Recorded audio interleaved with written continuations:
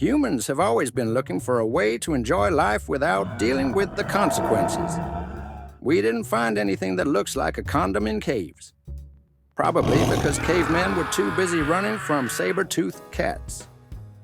But the moment civilization showed up, so did the idea of protection.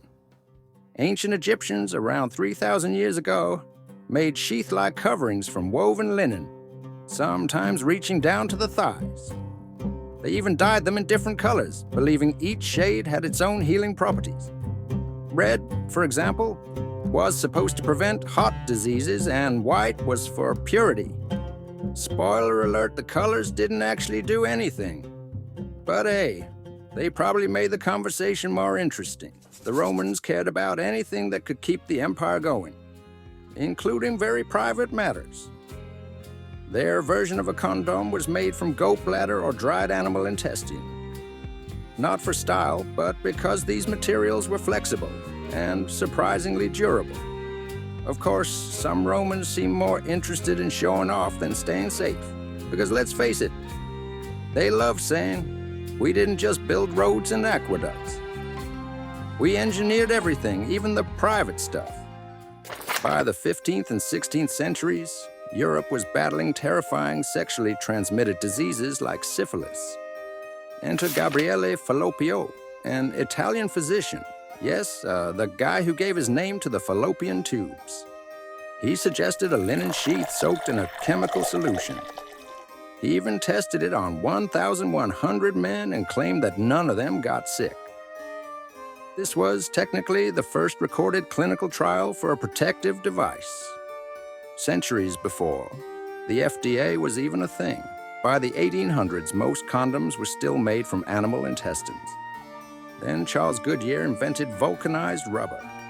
Suddenly, condoms were reusable and washable, which, let's be honest, sounds less like innovation today and more like a scene from a horror movie. In the 1920s, latex changed the game. It was thinner, more flexible, longer lasting, and could be mass-produced, making it affordable for everyone.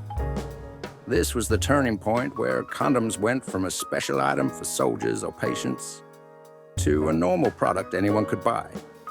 It was the moment prevention officially entered mainstream culture.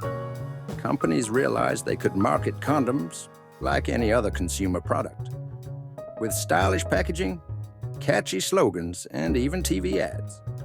Some brands went with safe is sexy, while others slapped photos of muscular athletes on the box. Because nothing says the safety quite like a sweaty guy in the middle of a boxing match.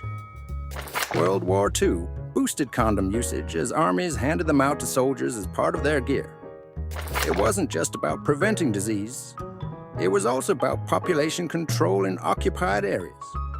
When the war ended, soldiers brought the habit back home, and civilian use skyrocketed. Condoms come in colors, flavors, textures, and even allergy-free versions. The market is so creative that some brands make heart-shaped ones for Valentine's Day.